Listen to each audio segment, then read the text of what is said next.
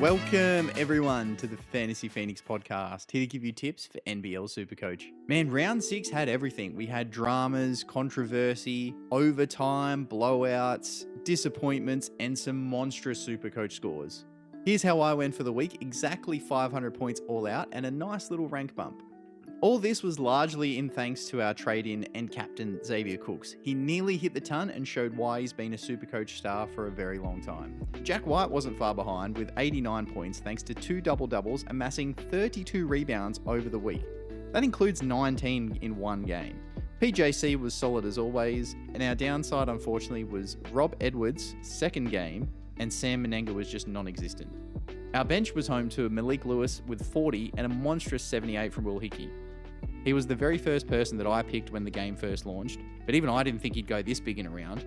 Very much looking forward to 3 more years of Davo. Speaking of the Hawks, unfortunately Trey Kell went down early in their first game against United with a back injury and he missed the rest of the round. No decision has been made yet on his availability for this week, but surely he needs to be well and truly 100% to fly to the other side of the country to take on Perth. So my gut feel is that he doesn't play.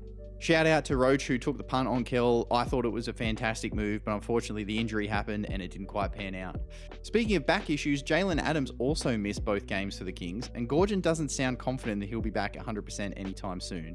There's even been talks of an injury replacement coming in. Delhi was a very late out for Melbourne United's first game, much to the dismay from his owners. He did, however, play in the second game. Shaylee missed both games, but things are looking positive for both of them this week.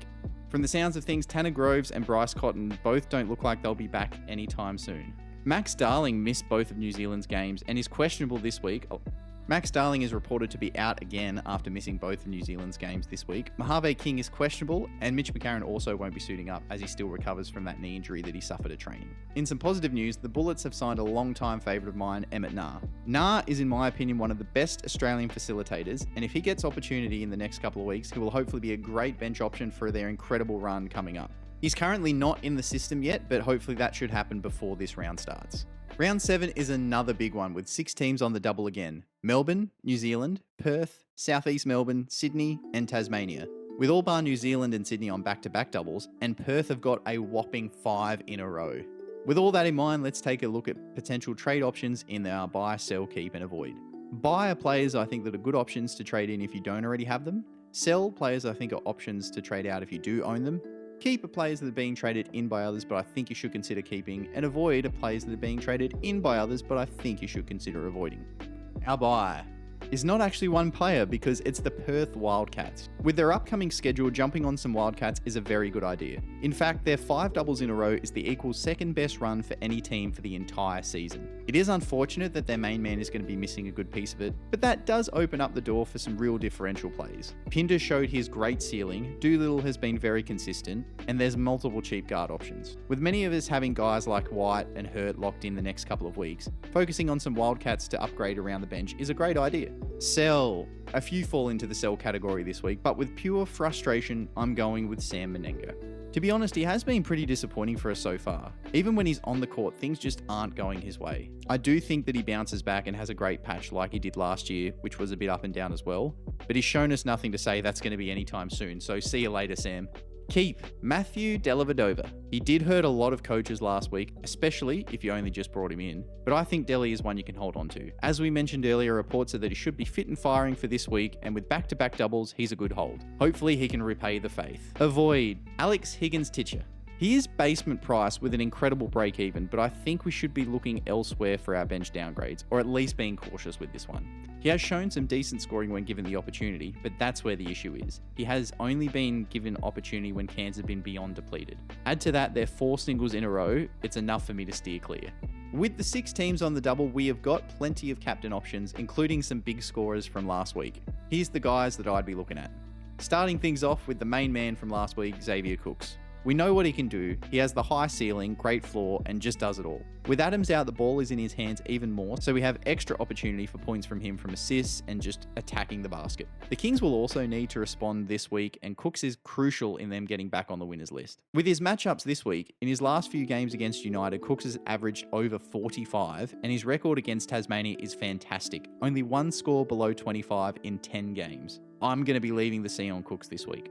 Next up, Parker Jackson Cartwright. Even though he does face what looks to be a full-strength United this week, and Kendrick Davis showed in crunch time against Cairns, he is no slouch on the defensive end either. I think we can still back in PJC. Again, the load's going to fall heavily on him and Matt Mooney, and he's just so fast and crafty, I don't think he can really be slowed down drastically.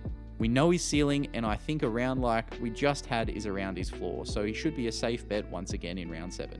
Jack White. The man is an absolute weapon, grabbing 32 rebounds over their double, and he could get that in one game against the Kings the way they're going at the moment. He has that great sense of where to be, and he fights hard for it. He's got a great IQ, and he always puts in the effort. I think Delhi and Illy being back will help with the extra lob threat and passes coming his way, and he's also knocking down the 3-ball. He's the player I've backed in the most this year in this segment, and that is not stopping now. Matt Hurt. Hurt is very consistent, every score being between 25 and 42, and consistency is something we want in captains. He may not quite have the ceiling of some of these guys, but his floor is as good as any. The only issue that we do have here is the new coach coming in. Hopefully things shouldn't change too drastically, at least in the first couple of games, but keep an eye on that. Finally, a bit of a smoky play is Keanu Pinder.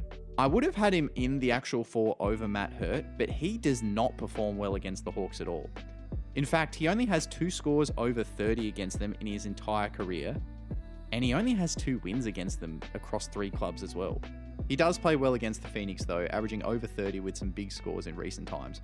I couldn't do it, but if you're a brave coach, it could be an interesting roll of the dice.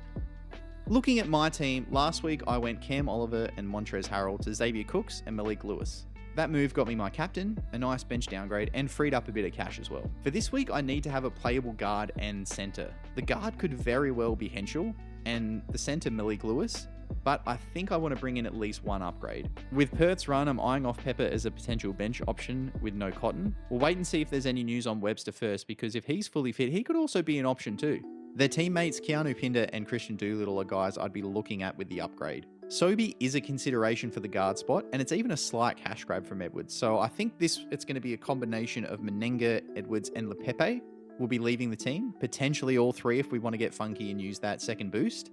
But I'll wait until we get close to the round till we get some more news and then go from there. Let me know what your plans are for this week. Thank you everyone for tuning in. Hopefully this has helped you with your teams leading into round 7. If it has, please hit that like button and consider subscribing to the channel if you're not already. Massive thank you to everyone that has so far. We're getting closer and closer to that 100 sub mark, which is very exciting. If you have any questions, feel free to leave them down below, or you can hit me up on Twitter, X @FantasyPhoenix_. Good luck for round 7. Trust your gut. Hopefully there isn't much carnage this week, and we'll see you in the next one.